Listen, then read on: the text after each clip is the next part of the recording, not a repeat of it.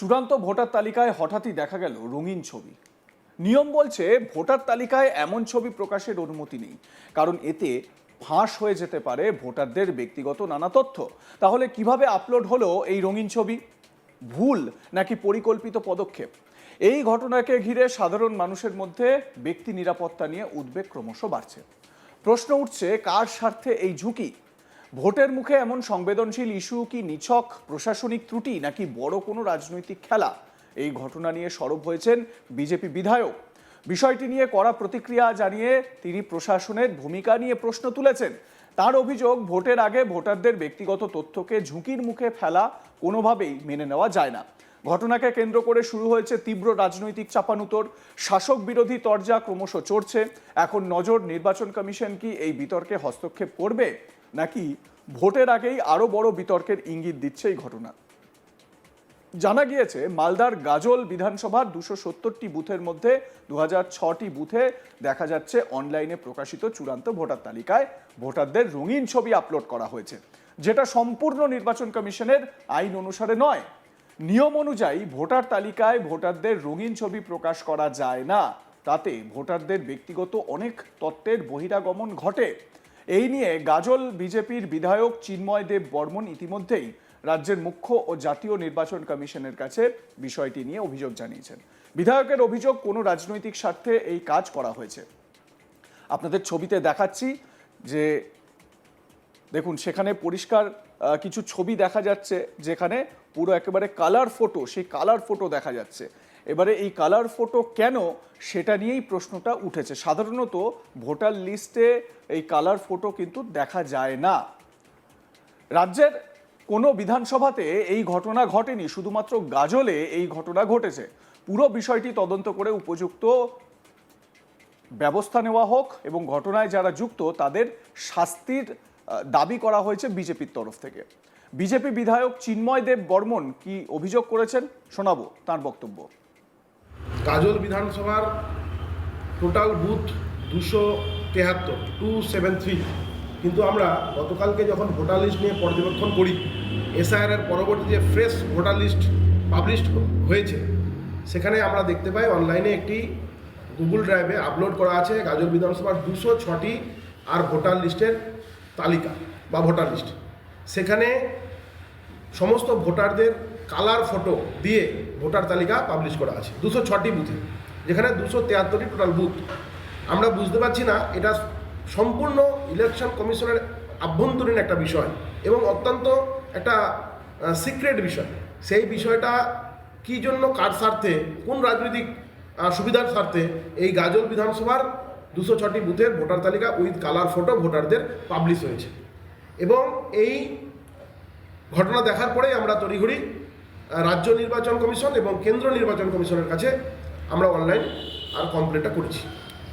কোনোভাবেই নয়, আপনারা এখনও যদি অনলাইনে সার্চ করেন ভোটার তালিকা গাজল বিধানসভা, আপনারা দেখবেন ব্ল্যাক অ্যান্ড হোয়াইটে এবং সেখানে ছবি থাকে না, এরকম ভোটার তালিকা আপনারা দেখতে পাবেন। কিন্তু এই যে একদম র ফাইল, যেটাকে আমরা বলতে পারি, সেই র ফাইল কি করে, কেন আর সাধারণের স্বার্থে চলে আসলো, সাধারণের কাছে চলে আসলো, সেটা আমরা বুঝতে পারছি না। তাতে কি হবে, যে সমস্ত ভোটারদের নাম ডিলিট হয়েছে বা যারা হচ্ছে আন্ডার অ্যাড জুরিসডিকশন আছেন, তারা কিন্তু প্যানিক হবেন আরও বেশি করে, কারণ তাদের উইথ ফটো তাদের সেই ভোটার তালিকায় তাদের ছবিটা দেখা যাচ্ছে বা তাদের নামটা দেখা যাচ্ছে। এটা সম্পূর্ণ আমাদের যে স্থানীয় যে ইলেকশনের কাজের সঙ্গে যারা যুক্ত তাদের সম্পূর্ণ দায়বদ্ধতা, এবং তারা আমার মনে হয় কোনো মানে রাজনৈতিক দলের কোনো ব্যক্তিত্বকে খুশি করার জন্য বা তাদেরকে এটা প্রোভাইড করার জন্য তারা এটা করেছে, যেটা একদমই মানে অনৈতিক এবং অসাংবিধানিক। তার যথোপযুক্ত শাস্তি হবে। নির্বাচন কমিশনের গাইডলাইন এই রকম ভোটার তালিকা পাবলিশ করার কোনোভাবেই নয়। এবং অভিযোগ, হ্যাঁ, আমরা তো বললাম রাজ্য নির্বাচন কমিশন এবং কেন্দ্র নির্বাচন কমিশন দু জায়গাতেই অভিযোগ করেছি, এবং আমরা গাজল বিধানসভার বাইরে অন্য কোনো বিধানসভার এরকম ঘটনা আমরা দেখতে পাই না। একমাত্র গাজল বিধানসভায়, তাও 206টি বুথের, 273টি বুথের নয়, কিন্তু এখানে টোটাল 273টি বুথ 273, কিন্তু এরকম কালার ফটো দিয়ে আর ভোটার লিস্ট পাবলিশ হয়েছে বা বেরিয়েছে আমাদের হাতে এসছে সেটা 206টি বুথে। কেন না, এইখানে আমাদের মনে হচ্ছে যে কোনো রাজনৈতিক নেতাকে বা কোনো রাজনৈতিক দলকে বিশেষ সুবিধা পাইয়ে দিতে আর এইটা স্থানীয় যারা নির্বাচনের কাজের সঙ্গে যুক্ত তারা এই কাজটা করেছে। অবশ্যই শাসক দল তৃণমূলের অঙ্গুলি হেলনে সব কিছু হচ্ছে। এই যে এতগুলো হিন্দু নাম বাদ দেওয়ার চক্রান্ত সামান্য থেকে সামান্যতম ত্রুটির কারণে এই যে রাজ্য সরকারের কর্মচারীরা বিভিন্ন জায়গায় যে তারা কাজ করেছে এবং তারা যে বেছে বেছে হিন্দু নামগুলোকে বাদ দেওয়ার যে কাজটা তারা করেছে, এবং বর্তমানে যে গাজল বিধানসভার মতো এই ধরনের বিধানসভা যেখানে আর হিন্দু সংখ্যাগরিষ্ঠ সেখানকার মানুষকে তারা যেভাবে করে বিভ্রান্ত করেছে এবং যারা মানে এতটা প্যানিক সৃষ্টি করেছে তারা চক্রান্তই বটে এবং রাজনৈতিক ফায়দা তোলার কথা। তৃণমূল পরিচালিত গাজল পঞ্চায়েত সমিতির সভাপতি মোজাম্মেল হোসেন জানান, জুতো মেরে গরুদান আজকে নির্বাচন কমিশনে এই বিএলওদের পরিচালনা করছে। নির্বাচন কমিশন বিজেপির সাথে পুরোপুরিভাবে যুক্ত রয়েছে। বিহার মডেল হতে যাচ্ছে পশ্চিমবাংলায়, যেটা আমরা হতে দেব না। আর ওরা যে অভিযোগ করছে তা সম্পূর্ণ ভিত্তিহীন, সবটাই বিজেপির পরিকল্পিত বিষয়। তৃণমূল পঞ্চায়েত সমিতির সভাপতি মোজাম্মেল হোসেন কি অভিযোগ করেছেন শুনুন। কথা বলতে গিয়ে একটা কথা মনে পড়ে যায়, জুতো মেরে গুরুদান। আজকে আপনি বলছেন বিজেপিরা অভিযোগ করেছে, ওনাদের দেওয়া তো বিএলও সব। নির্বাচন কমিশনটা তো কেন্দ্রীয় বিজেপির সদর কার্যালয় হয়ে গেছে। নির্বাচনী কমিশনের বিজেপির ক্যাডার হয়ে গেছে, সংঘ পরিবারের সদস্য হয়ে গেছে। আমি তো মনে করি সমস্ত বিএলওরা কেন্দ্রীয় সরকার বা বিজেপির একটা ক্যাডার তৈরি হয়েছে। ওনারা এই যে অভিযোগটা করছেন সেটা সর্বৈব মিথ্যা। এই অভিযোগের কোনো ভিত্তি নেই। যে সমস্ত আপনি ছবির বিষয়ে বলছেন, ভোটার লিস্টের বিষয়ে বলছেন, বিচারাধীনের বিষয়ে বলছেন, তো পুরোটাই বিজেপি পরিকল্পিত বিষয়।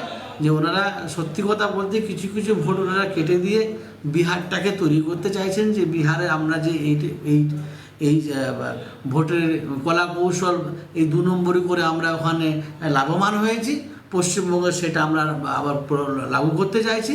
আগামী দিনে এইভাবে ছলচাতুরি করে আমরা বিধানসভা নির্বাচনে জিতব এবং মুখ্যমন্ত্রী পদটা নেবে ওরা, বিধানসভা গঠন করবে। তাতে এটা ব্যঙ্গের সর্দি, এটা অসম্ভব ব্যাপার, এটা হবে না। কারণ এটা পশ্চিমবঙ্গ, এটা বাংলা, এটা বাঙালি। এখানে আমরা সবাই বাঙালি, আমরা একে অপরের প্রতি সত্যি খুব নিজে আমরা জানি, বাঙালিরা খুবই সচেতন। এখানে ঠকিয়ে আর ভুল বুঝিয়ে দিয়ে আর কেন্দ্রীয় বাহিনীর ধমক চমক দিয়ে কিন্তু ভোটটা হবে না। মানুষ, সাধারণ মানুষ, সমাজের মানুষ, মেহনতি মানুষ এবং বিশেষ করে মহিলারা আমাদের দিদির প্রতি যথেষ্ট সহানুভূতিশীল, দিদি কাজ করেছেন। তার জন্য আগামী দিনে এই সমস্ত এদের যে মিথ্যা ভিত্তিহীন সব তথ্য যে অভিযোগ করছে, ওনাদের দেওয়া তৈরি করা লোকদের বলছে, এটা আমি বললাম না জুতো মেরে গুরুদান, ওটাকে না বলা। আপনাদের মতামত জানাতে ভুলবেন না। দেখতে থাকুন আজ তাক বাংলা, সাবস্ক্রাইব করুন আমাদের ইউটিউব চ্যানেলটি।